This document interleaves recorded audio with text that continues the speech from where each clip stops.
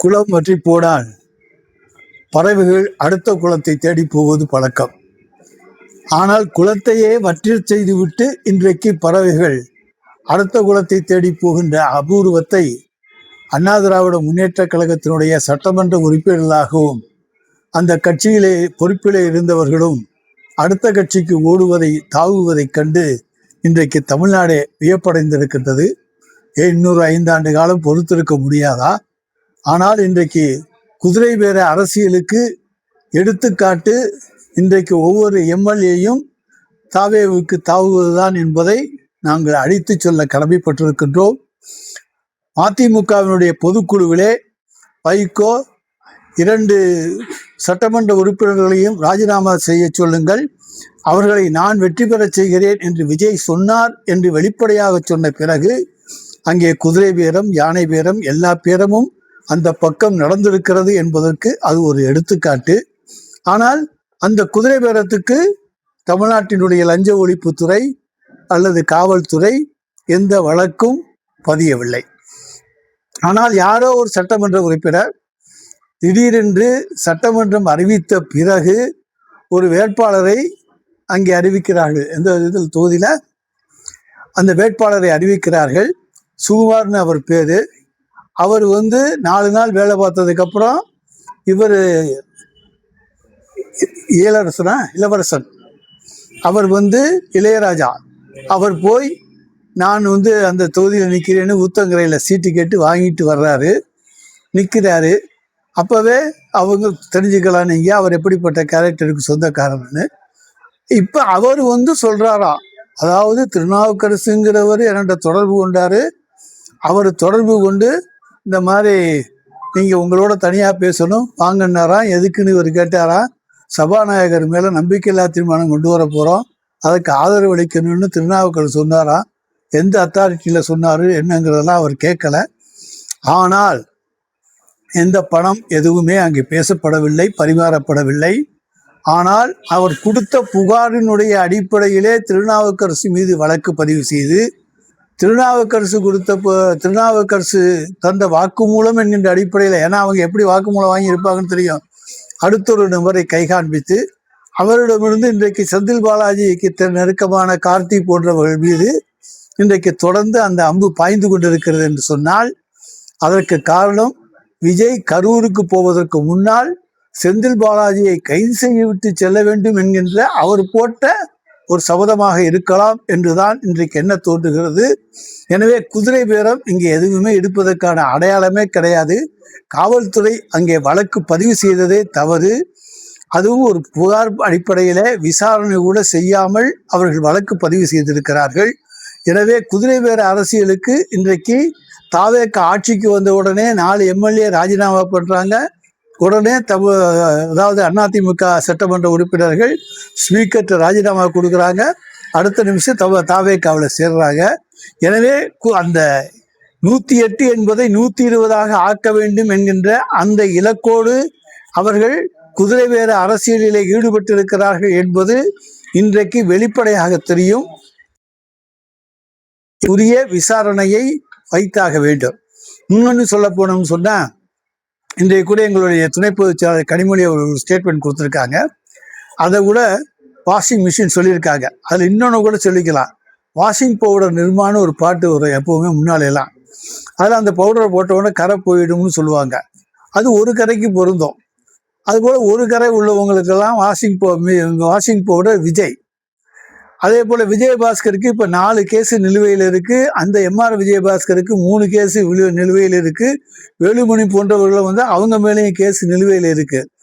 அதையெல்லாம் பவுடர் போட்டு இது பண்ண முடியாது, துவைக்க முடியாதுனால மிஷினில் போட்டு தான் துவைக்கணும். அந்த மிஷினுக்கு பேரும் விஜய்னு தான் வச்சுருக்காங்க, வாஷிங் மிஷின் விஜய். எனவே வாஷிங் மிஷின் விஜயில் வாஷிங் பவுடர் விஜயை போட்டு துவைத்தால் அவர்களெல்லாம் யார் மீதெல்லாம் ஊழல் குற்ற வழக்குகள் இருக்கிறதோ அவர்களெல்லாம் புனிதர்களாக புத்தர்களாக மாறி விடுவார்கள். சொல்ல முடியாத அவங்களுக்கு கோயில் கட்டி கூட கும்பிட்டாலும் நிலைமைதான் இன்றைக்கு தமிழ்நாட்டிலே இருக்கிறது. நாங்கள் பொறுப்பான எதிர்க்கட்சியாக இருக்கிறோம். எங்களுடைய தலைவர் குதிரை பேர அரசியலிலே வர வேண்டும் என்று நினைத்திருந்தால் 2017 வந்திருக்க முடியும். அன்றைக்கு எங்களிடத்திலே 109 எம்எல்ஏக்கள் இருந்தார்கள். ஆனால் குதிரை பேரம் கூடாது, நான் கொல்லைப்புற வழியாக வர விரும்பவில்லை, மக்களை சந்தித்து தலைவர் எங்களுடைய தலைவர் மு.க. ஸ்டாலின் அவர்கள். எனவே கொல்லைப்புற அரசியல் என்பது அவருக்கு பிடிக்காது. நாங்கள் குதிரை பேரம் என்பது எங்களுக்கு பிடிக்காது. குதிரை பேர அரசியலில் ஈடுபட்டு ஆட்சிக்கு வர வேண்டும் என்று இருந்தால் அன்றைக்கே வந்திருக்க முடியும். எனவே குதிரை பேரத்துக்கு எதிரானதுதான் திராவிட முன்னேற்ற கழகம். ஜனநாயகத்தை தான் நாங்கள் நம்புகிறோமே தவிர பணநாயகத்தை நம்பவில்லை. செந்தில் பாலாஜி எப்படி திமுகவில் செந்தில் பாலாஜி மீது போடப்பட்ட வழக்குக்கும் இந்த வழக்குக்கும் உண்டான வித்தியாசத்தை பாருங்க. யாரோ இப்போ போனாங்களாம், இப்போ கண்டக்டருக்கு வேலைக்காக வேண்டி பணம் யாருக்கிட்டையோ கொடுத்தாங்களாம், அவங்களுக்கு வேலை கிடைக்கலையா, அதனால இவங்க மோசடி பண்ணிட்டாங்களாம். எல்லாமே சந்தேகத்தின் அடிப்படையிலே இருக்கக்கூடிய வழக்கு செந்தில் பாலாஜி மீது இருக்கக்கூடிய வழக்கு. ஆனால் இத்தனை கோடி ரூபாய் சொத்து சேர்த்ததாக வருஞ்ச ஒழிப்புத்துறையினாலே விஜயபாஸ்கர் மீது வழக்கு போடப்பட்டிருக்கிறது, குட்கா வழக்கு போடப்பட்டிருக்கிறது, அதே போல மற்ற வருமான வரித்துறையினுடைய வழக்கு இருக்கிறது. இப்படி பல்வேறு வழக்குகள் இருக்கின்றன. இவையெல்லாம் ஆதாரத்தினுடைய அடிப்படையிலே போடப்பட்டிருக்கிறது. அது எந்த ஆதாரமும் செந்தில் பாலாஜி வழக்கிலே கிடையாது. ஒன்லி வாய் மொபைல் ஸ்டேட்மெண்ட், நான் பணம் ஒருத்தர்கிட்ட கொடுத்தேன், வேலை வாங்கி தர்றேன்னாங்க, வேலை வாங்கி தரல, ஏமாத்திட்டாங்க. அதுதான். அது யாரையோ சுத்தி வருது. கடைசி அது கோர்ட்ல என்ன ஆகும்னு எல்லாருக்கும் உங்களுக்கு தெரியும்.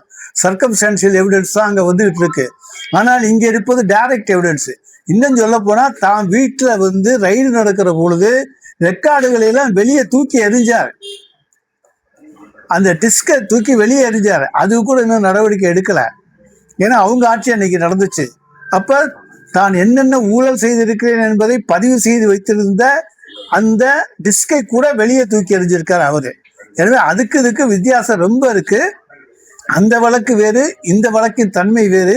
எனவே இவர்கள் புனிதமாகி விடுவார்களா என்றுதான் நாங்கள் கேட்கிறோம். அந்த வழக்கை பொறுத்த வரைக்கும் எப்படி இருந்தாலும் உங்களுக்கு தெரியும் என்ன இதுங்கிறது தெரியும்.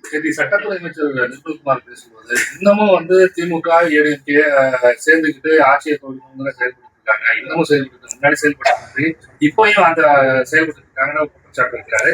50 கோடி ரூபாய் வரைக்கும் வேற பேசியிருக்காங்க. அதுக்குண்டான எவிடன்ஸ் நாங்க வச்சிருக்கோம்னு சொல்றாரு. சட்டத்துறை அமைச்சர் ஆதாரம் இல்லாம குற்றச்சாட்டு வைப்பாரா?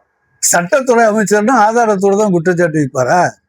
அவர் எந்த வேணாலும் சொல்லிட்டு சட்ட பாயிண்ட் போய் சொல்லிக்கிட்டு இருக்கலாம். அவர் அப்புறம் பார்த்துக்கலாம். நாங்களும் சட்டத்துறை அமைச்சராக இருந்தவங்க தான்.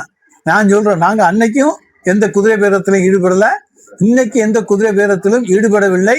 அதை எங்கள் தலைவர் எந்த காலத்திலும் அனுமதிக்கவில்லை. அதிமுகவோடு கூட்டணி சேர்ந்து ஆட்சி அமைக்க வேண்டும் என்கின்ற எண்ணம் ஒரு சிறு துளி கூட, ஒரு புள்ளி கூட எங்களுடைய தலைவர் மு.க. ஸ்டாலினுக்கு கிடையாது.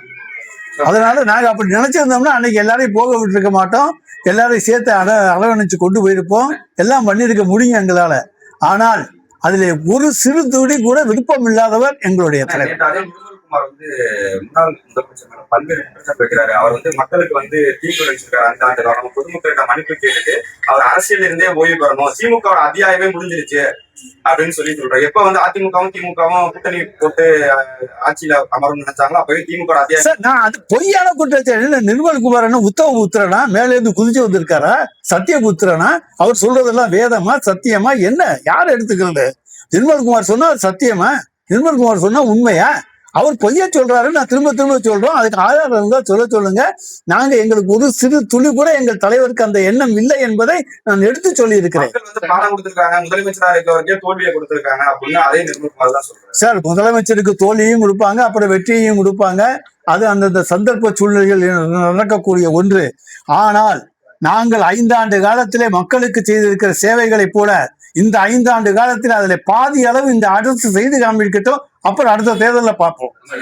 பாதி கூட செய்ய முடியாது. தேர்தல் முன்னாள் முதலமைச்சர் ஸ்டாலின் பேசும்போது நான் ஒரு சில முடிவுகளை எடுப்பேன், எதிர்பாராத முடிவுகளை நான் எடுப்பேன், அதுக்குன்னே நீங்க எம்எல்ஏக்கெல்லாம் கட்டுக் கொடுக்கணும் அப்படின்னு சொல்லி இது பண்றாரு. அதுதான் அந்த பொதுவெளியில வச்சு அப்படியே அவங்க எதிர்கட்சி குற்றம் சாட்டுறதுனா அப்படியே இவர் ஸ்டாலின் எம்எல்ஏக்கள் கூட்டத்தில் பேசியிருக்காரு, குதிரை பேரம் பேசியிருக்காரு, திமுக எதிர்பாராத முடிவுங்கிறத ஏன் இப்படி எடுத்துக்க கூடாதா? நீங்க அந்த தமிழ்நாட்டிலே ஆட்சி அதாவது கவிழ்ந்து விடக்கூடாது, ஆளுநர் ஆட்சி வந்துவிடக்கூடாது, டெல்லி இங்கே ஆட்சிக்கு வந்துவிடக் கூடாது, அதற்காக எங்களிடத்தில் இருக்கக்கூடியவர்களை நீங்கள் போய் ஆதரவு தாருங்கள் என்று கேட்டுக்கொள்வதும் அவர் எடுக்கிற முடிவு தானே. ஏன் அந்த கண்ணோட்டத்திலே பார்க்காமல் இந்த கண்ணோட்டத்திலே பார்க்கிறீர்கள்? பார்க்கிறவருடைய கண்ணோட்டம் தான் அதில் இருக்கிறது. எங்களுடைய கண்ணோட்டம் ஆட்சி கவிழ்ந்து விடக்கூடாது.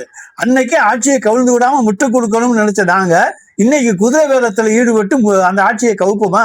நிச்சயமாக மாட்டோம். நாங்கள் மக்களை சந்தித்து தான் ஆட்சிக்கு வருவோம், சந்திக்காமல் ஆட்சிக்கு வரவே மாட்டோம். மக்கள் வாக்களித்து தான் நாங்கள் ஆட்சி பீடத்தில் அமருவோம். அதை தவிர கொல்லைப்புற வாசலில் அமருவோம் என்கின்ற எண்ணம் எங்களுக்கு துளி கூட கிடையாது. வைகோ துரை வைகோ 2 பேருமே பேசும்போது எங்களுடைய எம்எல்ஏக்களை வந்து டிஎம்கே சின்னத்துக்கு முன்னாலுமே எங்களுடைய எம்எல்ஏக்களை ராஜினாமா பண்றதுக்கு விட மாட்டேங்கிறாங்க அப்படின்னு, இது என்ன பேருன்னு சொல்லி கேள்வி கேட்கிறாங்க 2 பேருமே. அவங்க எம்எல்ஏ அவங்கெல்லாம் ராஜினாமா பண்ண சொல்லணும், நாங்க ஏன் ராஜினாமா பண்ண சொல்றோம்? ராஜினாமா பண்றது அவங்க கையில இருக்கு. நேரா ஒரு பேப்பர் எடுத்துட்டு போக வேண்டியது, ஸ்பீக்கரை பார்த்து கொடுக்க வேண்டியது, நான் ராஜினாமா செய்யறேன்னு சொல்ல வேண்டியதானே. அவங்கதான் கேட்கறாங்களே, துரை வைகோ ராஜினாமா பண்ணிட்டு நிக்கட்டும்னு சொல்றாங்களே, நிக்கட்டுமே. இல்ல தமிழக வெற்றி கழகம் அதாவது பண்றது குதிரை பேரம்னா இப்ப 2 எம்எல்ஏக்களையே ராஜினாமா பண்ண முடியாம வச்சிருக்க நாங்க தடுக்கலையே. ஏங்க, உங்க கட்சி எம்எல்ஏ உங்கள்ட்ட இல்லைன்னு சொன்னீங்கன்னா அதை விட வெக்கக்கேடு ஒண்ணும் கிடையாது. உங்க கட்சி எம்எல்ஏ 2 பேரும் உங்க கட்டுப்பாடுல இல்ல, நான் அவர் ராஜினாமா பண்ண மாட்டேங்கிறாங்கன்னா நான் நீங்க ராஜினாமா பண்ண சொன்னீங்களா? அப்படி சொல்லி அவங்க கேட்கலையா? சும்மா வைகோ பேசுறத கேட்காதியா? அந்த ஆளு அந்த காட்டு கத்து தெரியுமே தவிர என்றைக்கும் பிரயோஜனமாக தமிழகத்துக்கு பேச தெரியாத ஒரு கூச்சல் போடுகிற ஒரு ஆசான். வெளியேறியவர் வந்து பல்வேறு குற்றச்சாட்டுகள் வச்சிருக்காரு. வைகோ வந்து 5 ஆண்டு காலமா கரப்ஷன் எல்லாம் இருந்துச்சு, நாங்க தோழமையா இருந்தனால அவர் வாங்கியிருப்பாரு. எங்க பேரை சொல்லி அவர் வாங்கியிருந்தா அதுக்கு நாங்க பொறுப்பு இல்ல. மக்கள் தீர்ப்பை ஏற்க மறுத்து வைகோ வந்து எங்க பேரை சொல்லி வாங்கியிருந்தா அதுக்கு நாங்க என்ன பண்ண முடியும்?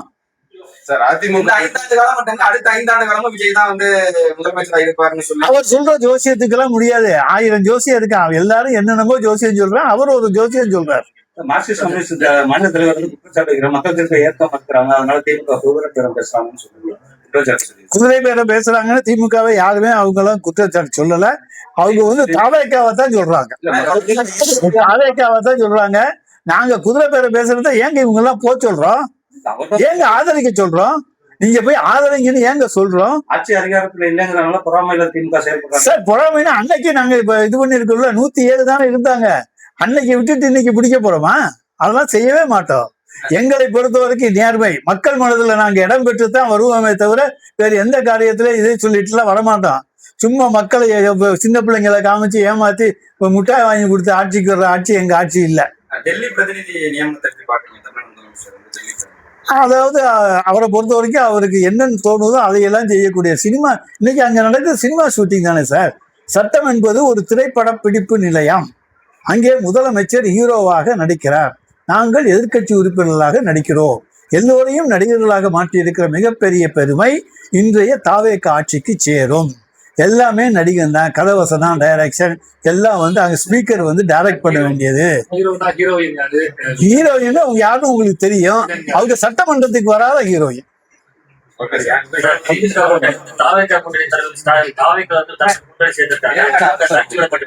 என்ன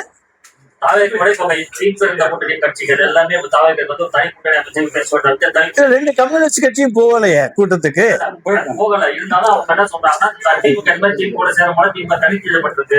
தேர்தல் வர்ற நேரத்துல பாருங்க, நான் தான் இப்ப சொன்னேன், ஒரு குளத்துல தண்ணி இல்லைன்னா அடுத்த குளத்துக்கு போற பறவைகளை போல நிறைய பேர் இருக்கிறாங்க. ஒன்னும் பிரச்சனை இல்லை. எங்களுக்கு நல்ல நண்பர்கள் அங்க இருக்காங்க. அந்த நல்ல நண்பர்கள் நாங்க எப்ப கூப்பிட்டாலும் வருவாங்க. ஸ்லீப்பர் செல் மாதிரின்னு சொல்ல முடியாது. ஸ்லீப்பர் செல் எல்லாம் பயன்படுத்துறது விஜய், நாங்க பயன்படுத்த மாட்டோம்.